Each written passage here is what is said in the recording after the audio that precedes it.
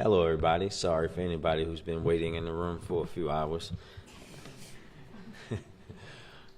Good afternoon, and thank you all for being here today. As always, I'm going to start this off as of today. We are seeing a 20% reduction in homicides in Baltimore City and a 10% reduction in non-fatal shootings. But I have a few other notes to kick us off. As you all can see, it is extremely hot outside. We are in a code red heat advisory today. The health department has continued to circulate information about our cooling centers and strategies residents can use to stay safe. A number of schools remain in virtual learning due to the heat. And yesterday, Reckin Parks announced extended hours for its few city pools, including Drew Hill Park, which will now remain open through this Sunday. Two quick items from BOE that I don't want to get lost in the shuffle. One, as you heard, we're extremely thrilled that we'll be providing badly needed and long overdue raises for our water and wastewater staff at DPW, allowing them to earn a living wage and to be more comparable to other, not just other jurisdictions, but other water systems that are similar to the city of Baltimore. This is really about paying our critical employees that living wage, and that's one of the most important things that we can do. I want to thank DPW, the Finance Department, Human Resources, and our labor partners at ASME for their continued advocacy in helping to get that done with us today. We also, as you heard, secured the ability to begin advertising our broadband and digital equity affordable connectivity program to provide free or low-cost internet to eligible households. We know that access to high-speed home internet will allow Baltimore residents to send their children to school, access health care, job training, critical government services, and much more that you need to, as I said at the Board of Estimates meeting, not just survive but thrive in today's society. These programs will help us start to continue to close that digital divide, but in order to do that, we also have to get the word out. We want to see these digital equity programs available, and today's decision at BOE will help us do just that.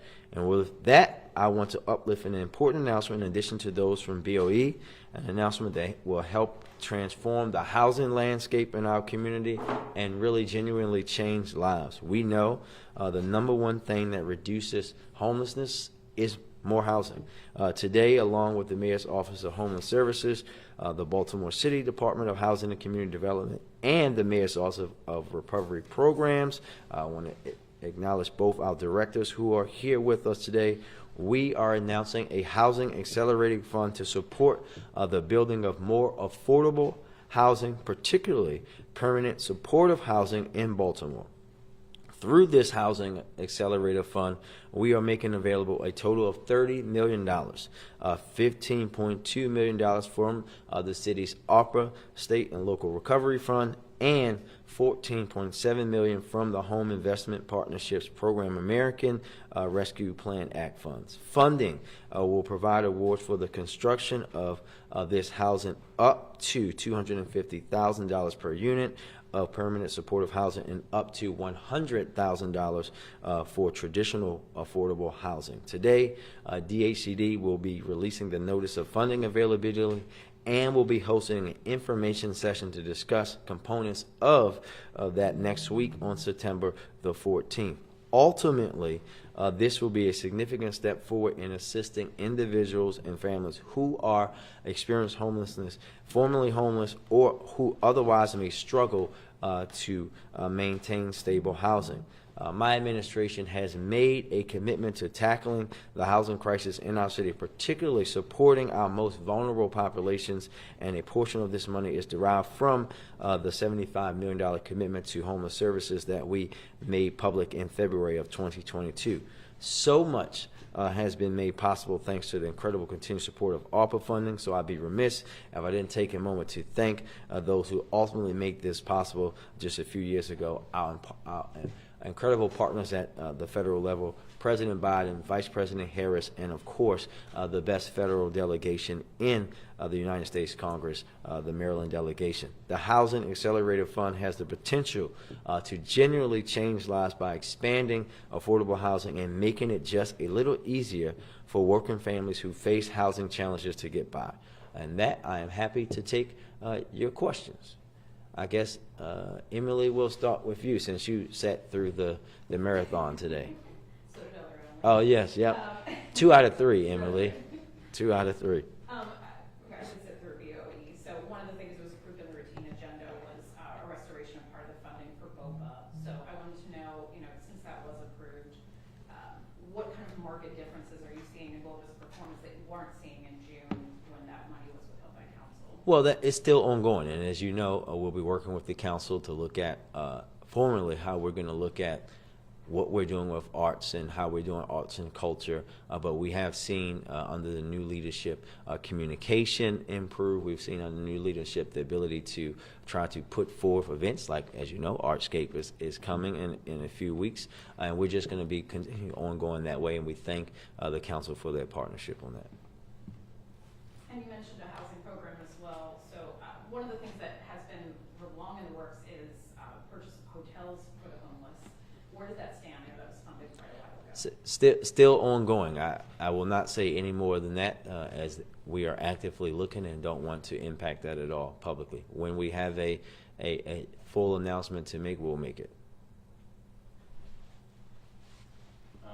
You referenced in DOE it was just approved the early intervention system. Yep. You referenced that you were on the city council when that was approved. Can you just walk me through the history and then what will this early intervention system do? How will it alert us to officers?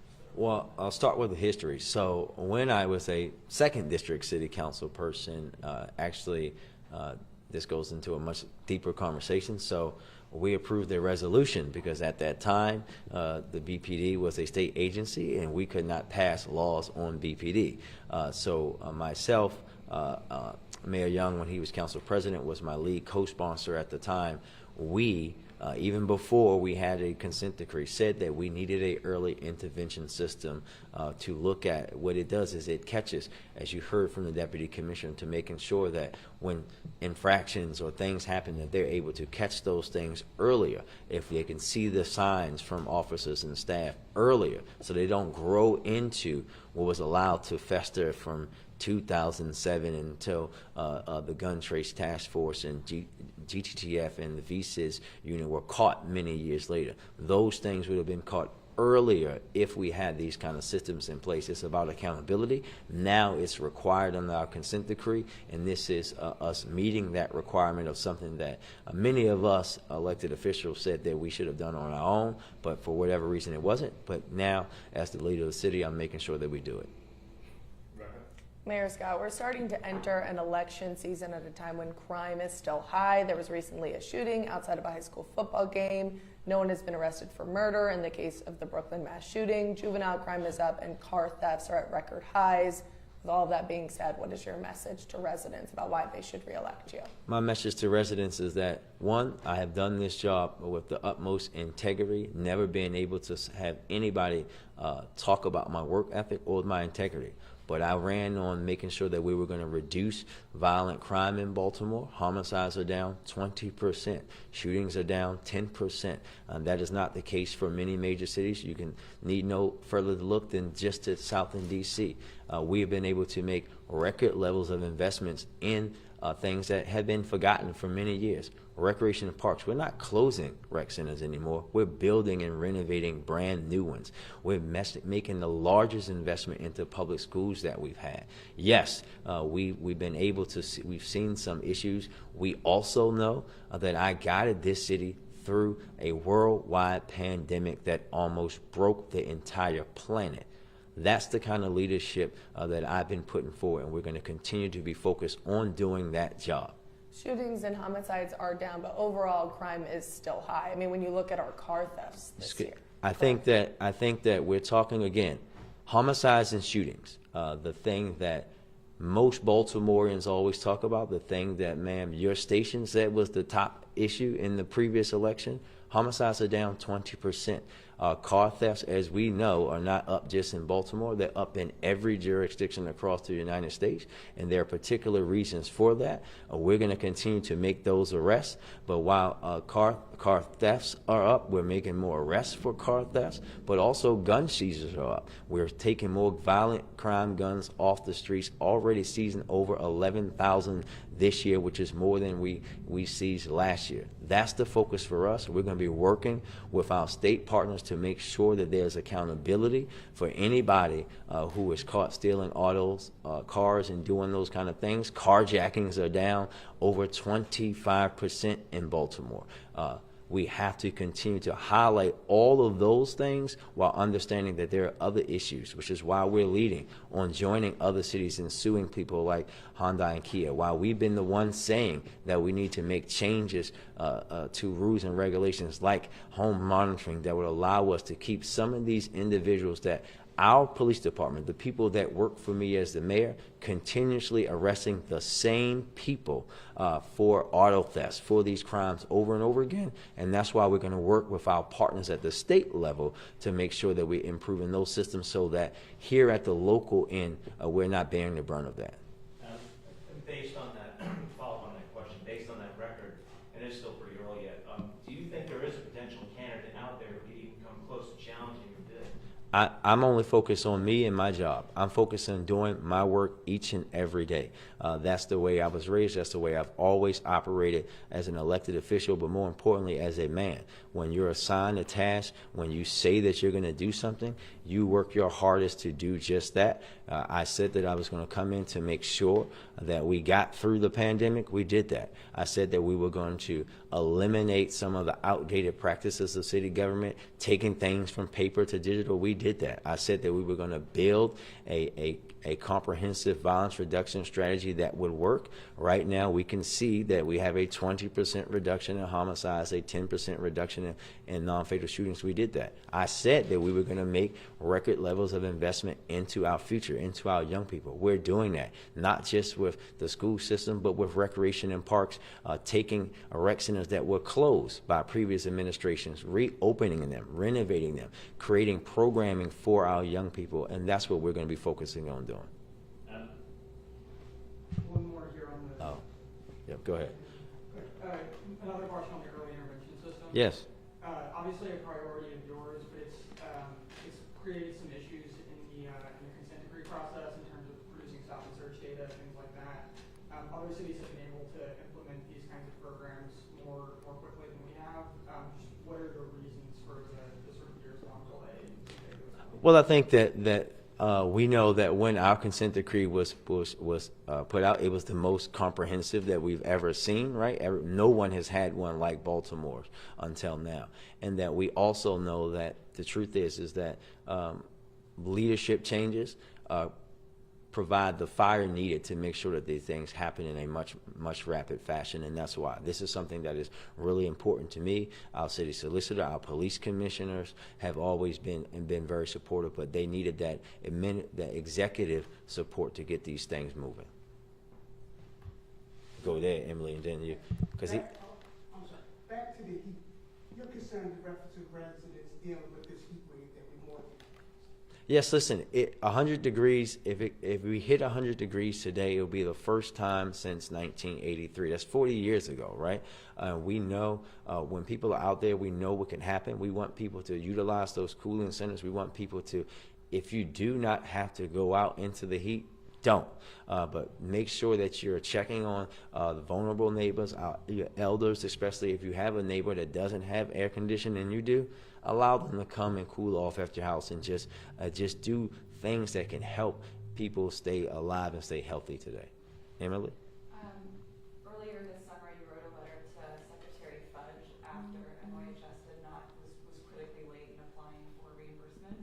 I wonder if you could talk to me about how your administration is feeling with losing out on that money and whether Secretary Fudge answered and if you've been in touch with her. Yeah, Emily, this is a unfortunate miscommunication and several administrative hurdles that caused this. We're working both internally and externally to deal with the issue. We're also working very closely with HUD to address the issue, both with the program and to ensure that we maintain that strong relationship which we have, so that future work is not interrupted. And as you saw in the letter we spent, I felt it was important for me to personally reach out as my capacity as mayor to Secretary Fudge, a former mayor who has a deep understanding of these, and will continue to reach out and work with them on those efforts. One follow-up on that. Yes. The single audit, or the report of the single audit today about issues with managing federal grants. Obviously, that's a dated audit. I think it's 2 fiscal years back. Yep. But when we see issues like what's come up with HUD and that $10 million, how do you sort of reconcile the arguments that the city government has made all of these improvements, work days being implemented, things like that, in response to those sort of dated audits when we're still seeing these issues today? Yeah, and as I said at the BOE, this is why the city administrator is standing up that grants group, and why we're going to be taking best practices that we've had. And listen, as you heard us, a lot of it is technology. We know that, like we had to go away from these systems when people were writing in hand and all of these things that we've been doing over the past few years, where we saw a lot more of this happening in the city of Baltimore. But we know that there's much more work to be done, and which is why we're going to be taking a lot of the policies and practices that we have and we put in through the recovery office, right, where we've seen the city continuously be acknowledged for handling that money in a much better way. And we're going to be putting those kind of things in place for all the other agencies, and looking at everything, even reorganizing how grants are managed across enterprise-wide.